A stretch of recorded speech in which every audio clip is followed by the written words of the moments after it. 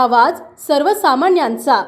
खडाव तालुक्यात सध्या शेतकऱ्यांचा कांदा शिवारात जिकडे तिकडे पडलेला दिसत आहे। कांद्याला कवडी मोल 7 रुपये एवढा निच्चांकी दर मिळत असल्याने शेतकरी वर्गात नाराजीचा सूर उमटत आहे। त्यामुळे शेतकऱ्यांना कांदा ऐरणीत ठेवावा लागत आहे। खडाव तालुक्यातील तसेच पळसगाव येथील शिवारात सध्या कांदा काटणीची लगबग दिसून येते आणि अशातच कांद्याला दर नसल्याने तालुक्यातील शेतकऱ्यांमध्ये नाराजीही दिसत आहे। सध्या कांद्याला बाजारामध्ये 6 ते 7 रुपये दर मिळत आहे। त्यामुळे शेतकऱ्यांना कांदा एरणी लावून ठेवायचा की विकायचा असा प्रश्न निर्माण झाला आहे।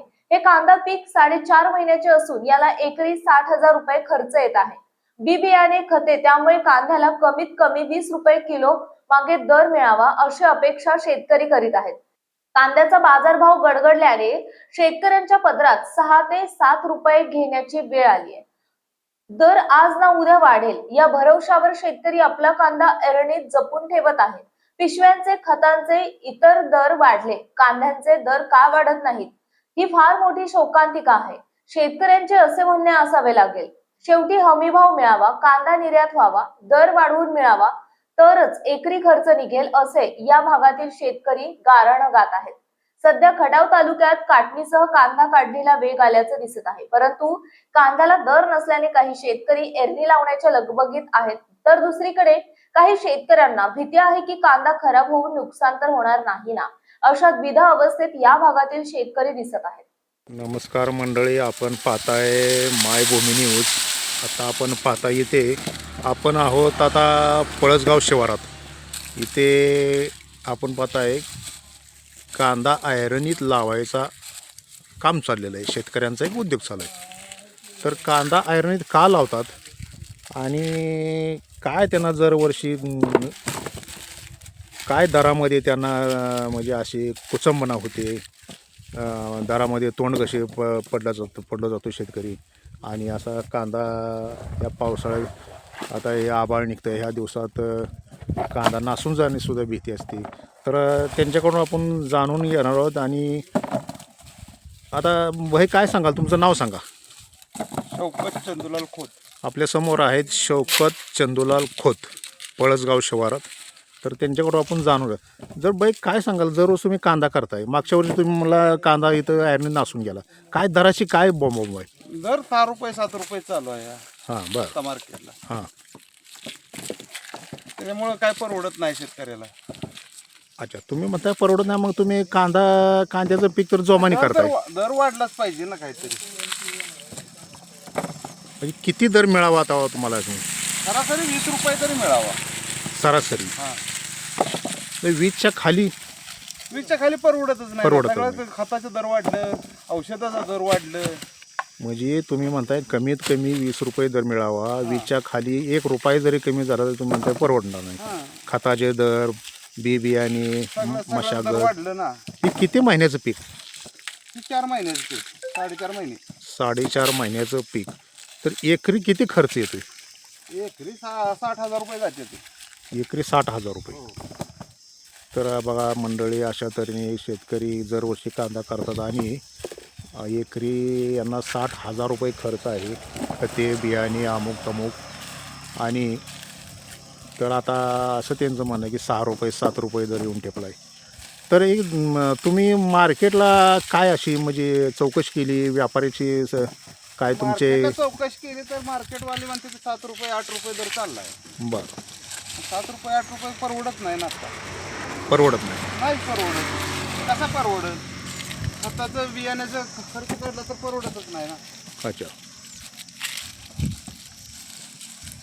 तर मग आता काय तुम्ही आता हे म्हणजे तरी पण तुम्ही जोमाने पीक करताय, असे फार मोठे कुचंबना होते 5 रुपये 6 रुपये 7 रुपये दर?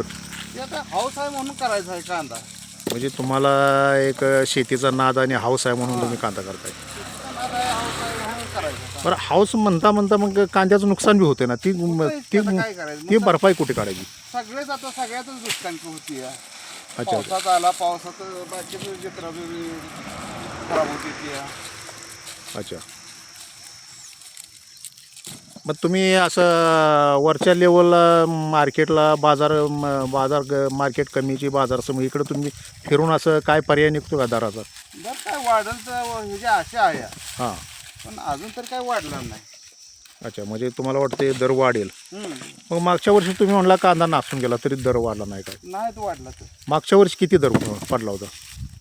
शेवटपर्यंत 12-13 रुपये दर चालला होता. शेवटपर्यंत 12-13. हो. तरी तुम्ही 12-13 सुद्धा तुम्हाला परवडत नाही. मग 12-13 कांदा थैलीच बारदानाची थैली झाली 22 रुपये. बर.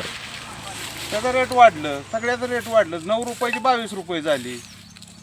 9 रुपयाची थैली 22 रुपये. 22 रुपये झाली. बरं. कांद्याचा रेट का वाढत नाही? म्हणजे हीच फार मोठी समस्या आहे शेतकऱ्यांची. कांद्याचा दर का वाढले? खताचे दर वाढतात, खताचं वाढलं बी बियाणे दर वाढतात. 1500चं पोतं झालं 2200 रुपयाला. 1500 पोतं 22 रुपयाला. हा. एक कुचंबना कशामुळे होते? म्हणजे माल बाहेरचा येतोय का काय आपल्या देशात? आता आयात वगैरे होते का कांदा? आयात होतच असलं शेवट तर आहे का? मग असा दर आपल्या भागात का पडतोय? निर्यात बंद केली आहे.